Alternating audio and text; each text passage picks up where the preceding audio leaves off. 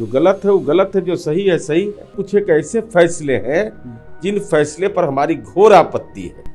हम चंडू खाना में घूम के आए हैं। अरे ऐसा थोड़े है कि हम भारतीय प्रशासनिक सेवा के लिए जो परीक्षा की पात्रता वो हमारे पास नहीं था। शिक्षकों का वेतन कैसे रोक दीजिएगा भाई? पेंशन कैसे रोक दीजिएगा जनप्रतिनिधि का? ये आपको किसने अधिकार दे दिया है? बिहार शिक्षा विभाग के पदाधिकारी के पाठक एक के बाद एक शिक्षकों के लिए नए नए फरमान जारी कर रहे हैं। पहले टाइमिंग को लेकर के, अब छुट्टियों को लेकर के नया फरमान जारी किया गया है, जिसमें अब किसी भी विद्यालय में 10% से ज्यादा शिक्षकों को छुट्टी नहीं दी जाएगी। इस वक्त हमारे साथ जेडीयू के मुख्य प्रवक्ता और एमएलसी नीरज कुमार जी हैं। सर, शिक्षा विभाग की तरफ से एक के बाद एक कई फरमान जारी किए जा रहे हैं। शिक्षक जो है वो अब बोलने से भी कतरा रहे हैं। क्या ऐसा लग रहा है कि शिक्षकों को परेशान किया जा रहा है? क्योंकि शिक्षक कैमरे के पीछे तो लगातार आरोप लगा रहे हैं।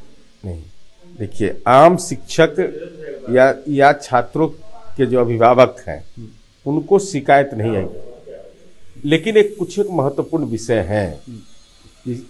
जैसे हम लोग 10 से 4 तक विद्यालय पढ़े, 10 से 5 तक विद्यालय चलाने का क्या औचित्य है? कोई औचित्य नहीं है। और छुट्टियों का जहाँ तक सवाल है, तो जो गवर्नमेंट ऑफ इंडिया का रूल रेगुलेशन है कि कुल कार्य दिवस कितना होगा, छुट्टी इतना होगा, उसमें जो समायोजन हो जाए, उस संतुलन होना चाहिए। यह हमारी अपेक्षा जरूर है कि विभाग को उसको दृष्टिगत रखना चाहिए। ऐसा लग रहा है कि शिक्षा विभाग की तरफ से जो फरमान जारी किए जा रहे हैं वो सरकार के बिना फैसले के अपने मन से लिया जा रहा है, क्योंकि आप भी उनके कार्यशैली पर सवाल खड़े कर रहे हैं। आप ही के सरकार के विभाग के अधिकारी हैं वो। नहीं, उससे क्या मतलब है? जो गलत है वो गलत है, जो सही है सही है। आम तौर पर गांव के अंदर में विद्यालय के संचालन, विद्यालय के परिचालन, अब छात्रों की उपस्थिति, शिक्षकों की उपस्थिति से आम लोग प्रसन्न हैं।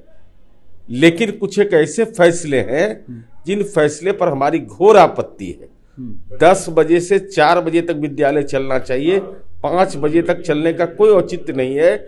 इसलिए कि महिलाओं की बड़े पैमाने पर हमने भर्ती की है, बेटियों की भर्ती की है, तो उनकी परेशानी को भी तो देखेंगे। साथ ही साथ छुट्टियों का जहां तक सवाल है, छुट्टियों में संतुलन बनाने की जरूरत है। छुट्टी कोई कृपा नहीं है, यह अधिकार है शिक्षकों का, इसको भी दृष्टिगत रखना चाहिए। तो एक एमएलसी है जो कि मीडिया में बयान दे रहे थे, उसके एवज में उनकी सैलरी जो है वो वेतन रोक दी गई। बिल्कुल गलत है यह।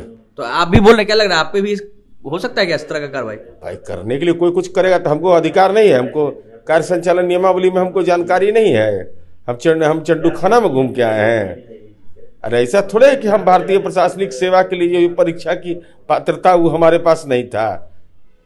हम अपने राजनीति के पात्रता में गए। इसलिए अब शिक्षकों का वेतन कैसे रोक दीजिएगा भाई? पेंशन कैसे रोक दीजिएगा जनप्रतिनिधि का? ये आपको किसने अधिकार दे दिया है? किसी को ये अधिकार नहीं है। और कानून से बड़ा कोई पदाधिकारी का रोक दिया गया था। सीपीआई के एमएलसी का रोक दिया गया था। गलत है बिल्कुल। पेंशन नहीं रोक सकते हैं आप। ये माननीय सर्वोच्च न्यायालय से लेकर के विभिन्न न्यायिक आदेश है और इस आदेश को वापस लेना पड़ेगा। अब मुख्यमंत्री, राज्यपाल के पास आप लोग गए थे, मुख्यमंत्री जी से भी शिकायत करेंगे क्या उनकी? भाई, उनकी शिकायत तो भाई जो लोकतंत्र में तरीका है, अपनी बात को सब जगह लोग रख रहे हैं। देखिए, इस वक्त हमारे साथ जेडीयू के एमएलसी नीरज कुमार थे और इन्होंने के पाठक के फरमान पर और साथ ही साथ उनके कई जो फैसले थे उस पर आपत्ति जताई। अनिकेत कुमार, बिहार तक, पटना।